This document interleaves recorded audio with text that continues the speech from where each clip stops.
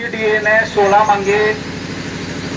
मांगों का उत्तर दिया है, जिसमें से खाली एक डिसेबिलिटी पेंशन को बोला गया है कि 1 रैंक 1 पेंशन 3 2 नहीं, मैं तीसरे की बात कर रहा हूं जो आगे समीक्षा होगी उसके अंदर खाली डिसेबिलिटी का मैटर इंक्लूड किया जाएगा, उसकी भी समीक्षा की जाएगी कितना बढ़ाया जाए या नहीं बढ़ाया जाए। बाकी हमारी 15 मांगों को पीसीडीए ने कोई तवज्जो नहीं दी है, ये कड़वा सच है। जितनी मांगे, जितने धरने जंतर मंतर पे गए या वाइस ऑफ एक्चुअल वाले कोर्ट में केस कर रहे हैं, उनकी भी है ये। खाली एक मांग के ऊपर ये हुआ है कि भाई डिसेबिलिटी पेंशन की समीक्षा की जाएगी, वो भी 1 रैंक 1 पेंशन 3 के अंदर। बाकी अभी तक किसी ने कोई तवज्जो नहीं दी है। इसका मतलब क्या हुआ? सभी मेरे से बड़े भी हैं, सीनियर भी हैं, बड़े बड़े पदों पर भी रह चुके हैं। इसका मतलब ये हुआ कि भाई हम फालतू में चिल्ला रहे हैं। अगर उदाहरण के रूप में मैं आपको बताऊं तो घर में अगर किसी बच्चे को पैसे चाहिए, खर्चा चाहिए, तो वो सबसे पहले बहन या भाई को बताता है, फिर माँ को बताता है। हमारा जो केस चल रहा है ये अब तक माँ तक ही पहुंचा है। भाई बहनों कुछ नहीं कर पाए, माँ भी अब तक कुछ नहीं कर पाई। पैसे कौन देगा?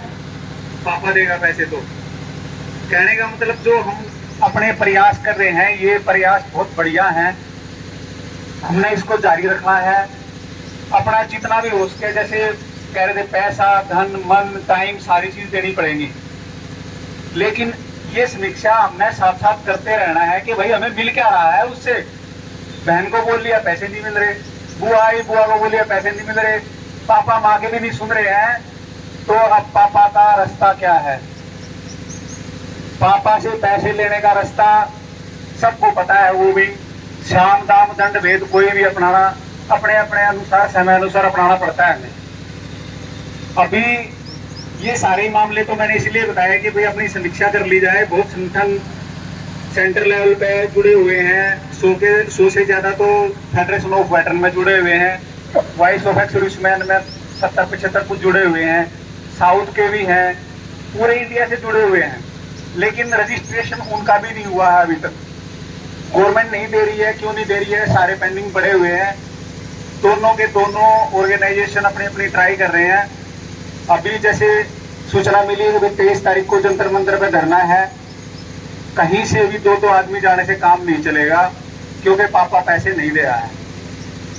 इसका मतलब ये हुआ कि भाई किसी भी प्रकार परिवार को, रिश्तेदारों को, वीर नारियों को, अपने दोस्तों को जोड़ो और ज्यादा मेंबर बना के जंतर मंतर पे 23 तारीख को पहुंचो।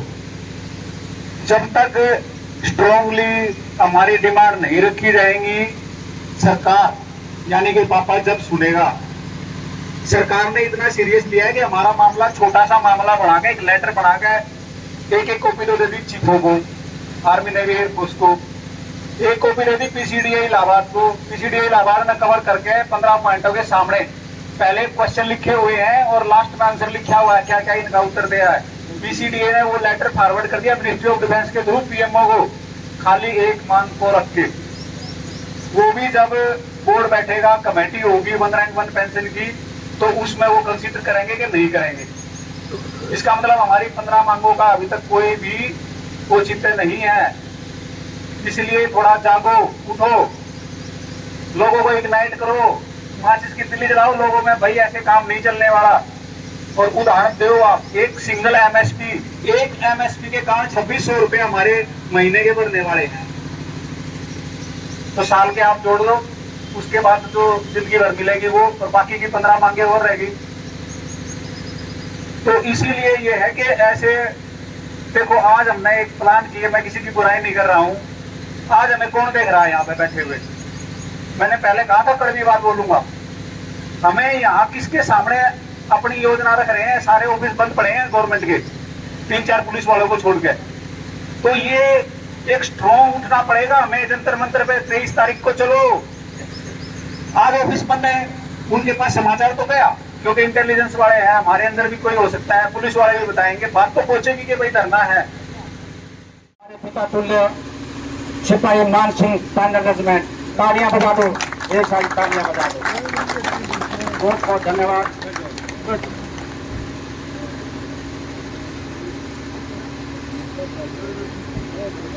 ये गांव छतेरा से बिलोंग करते हैं। अगर किसी को नहीं मालूम है तो ये ग्वाड़े के पास पड़ता गांव छतेरा, वहाँ के हैं।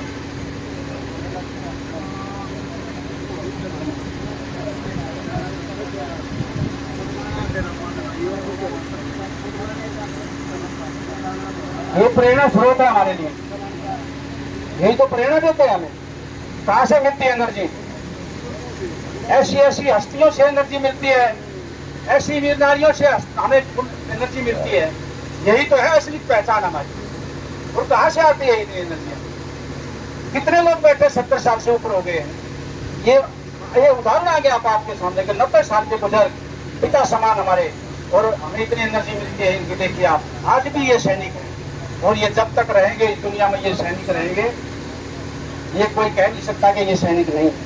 इतनी दूर से चल के आए हैं, मैं बात देता हूँ इनके हौसले की, शब्द नहीं है मेरे पास। हाँ बिल्कुल, बहुत बहुत धन्यवाद आपने।